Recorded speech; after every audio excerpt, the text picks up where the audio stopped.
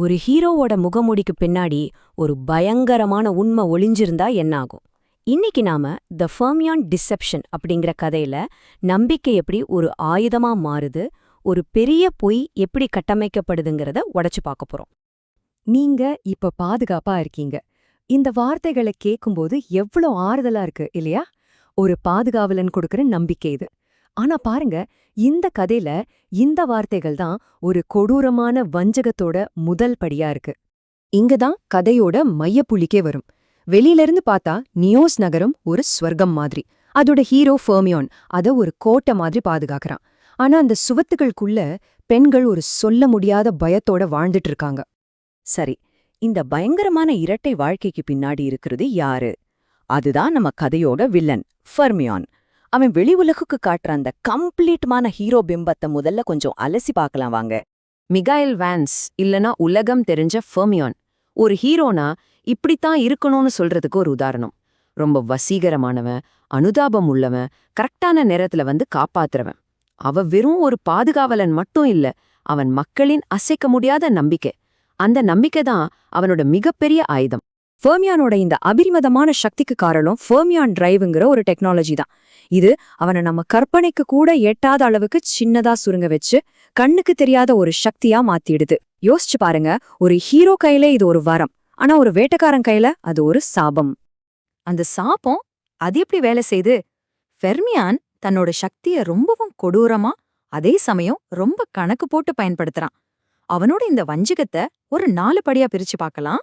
இது வெறும் சாதாரண தாக்குதல் இல்லைங்க, இது ஒரு சைக்கலாஜிக்கல் கேம். முதல்ல அவனே ஒரு பிரச்சனையை உருவாக்குவான், அப்புறம் ஹீரோ மாதிரி வந்து காப்பாத்துவான். இது முழு நம்பிக்கையை கொடுக்கும். அப்புறம் அந்த நம்பிக்கையை வச்சே அவங்கள தனியா கொண்டு போவான். கடைசியா ரொம்ப கொடூரமா அவங்க நினைவுகளையே கலைச்சு போட்டு அவங்க மேலேயே அவங்களுக்கு சந்தேகம் வர மாதிரி செஞ்சுடுவான். இது உடம்புக்கு வர்ற காயத்தை விட ரொம்ப மோசமானது. ஒரு இறுதி சீரமைப்பு.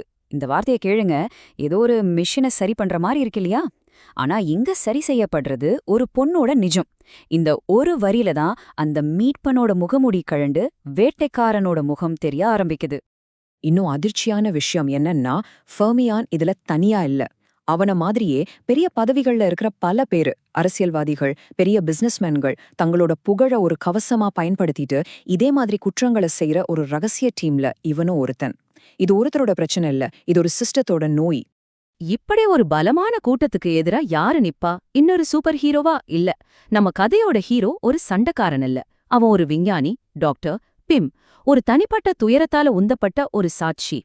பிம்ம இத தேடி போனதுக்கு காரணம் வெறும் அறிவியல் ஆர்வம் இல்ல, இது ரொம்பவே பர்சனல். அவரோட மருமகளும் இதே மாதிரி ஒரு குழப்பமான சம்பவத்தால பாதிக்கப்பட்டு மனசளவுல உடைஞ்சு போயிருந்தாங்க. அதனால இது அவருக்கு நீதிக்கான தேடல் மட்டும் இல்ல, தன் குற்ற உணர்ச்சியிலிருந்து வெளியே வர்றதுக்கான ஒரு பயணம். இங்கதான் பிம் ஒரு வித்தியாசமான ஹீரோவா உருவெடுக்கிறார். அவர் தன்னோட டெக்னாலஜிய ஒரு ஆயுதமா மாத்தல, ஒரு மைக்ரோஸ்கோப்பா மாத்துறார். அவர் ஒரு ஃபெம்டோ நிலை சாட்சி, அதாவது கண்ணுக்கு தெரியாத மறைக்கப்பட்ட உண்மைகளை காணக்கூடியவர். அவரோட பலம் தாக்குறதுல இல்ல, கவனிக்கிறதுல இருக்கு. இதுதாங்க கதையோட ஆணிவேர். ஒரே டெக்னாலஜி, ஆனா 2 வெவ்வேறு நோக்கம். ஃபெர்மியான் கண்ணுக்கு தெரியாம வேட்டையாடாத பயன்படுத்துறான், ஆனா பிம் கண்ணுக்கு தெரியாம சாட்சியா இருக்காத பயன்படுத்துறார். இது நமக்கு ஒன்னு தெளிவா காட்டுது. டெக்னாலஜி நல்லதும் இல்ல, கெட்டதும் இல்ல, அத பயன்படுத்துறவனோட எண்ணம் தான் எல்லாத்தையும் தீர்மானிக்குது. ஒரு சாட்சியா உண்மைய தெரிஞ்சுக்கிட்டா மட்டும் போதுமா? அதை எப்படி உலகத்துக்கு சொல்றது? ஃபெர்மியான் தன்னோட புகழோட உச்சத்துல இருக்கும்போது பிம் அவனை அம்பலப்படுத்த ஒரு துணிச்சலான புதுமையான ஒரு திட்டத்தை போடுறார். பிம்முக்கு ஒரு விஷயம் நல்லா தெரிஞ்சுது, ஃபெர்மியான பலத்தால ஜெயிக்க முடியாது.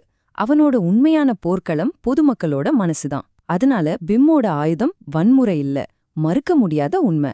அவரோட திட்டம் இதுதான், முழு உலகத்துக்கும் அந்த உண்மைய ஒரே நேரத்துல ஒளிபரப்பணும். இந்த டெக்னிக் தான் கதையோட மிகப்பெரிய திருப்புமுனை. பிம் ஒரு வீடியோ ஆதாரத்தை காட்டல, அதை விட ரொம்ப சக்தி வாய்ந்த ஒன்ன செஞ்சாரு. அவர் ஒளிபரப்புனது அனுபவிக்கப்படும் உண்மை. அதாவது என்ன நடந்துச்சுன்னு உலகம் பார்க்கல, அதுக்கு பதிலா பாதிக்கப்பட்ட அந்த பெண்ணோட இடத்துல இருந்து அந்த துரோகத்தையும் வலியையும் ஏமாற்றத்தையும் ஒவ்வொருத்தரும் நேரடியா உணர்ந்தாங்க. இந்த வெளிப்பாட்டோட அளவை கொஞ்சம் கற்பனை பண்ணி பாருங்க. ஒருத்தர் இல்ல, 2 பேர் இல்ல, ஒரே நொடியில 700 கோடி பேர் ஒரே வலியையும் ஒரே துரோகத்தையும் உணர்ந்தாங்க. வெறும் 3 செகண்ட்லாம். ஆனா அந்த 3 செகண்ட்ல ஒட்டுமொத்த மனுஷ சமூகமும் ஒரு பெண்ணோட மனக்காயத்தை ஒண்ணா உணர்ந்துச்சு.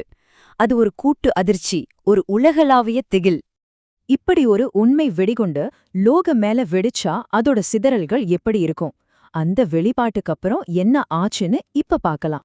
கதையோட இறுதி காட்சி ரொம்பவே பவர்ஃபுல்.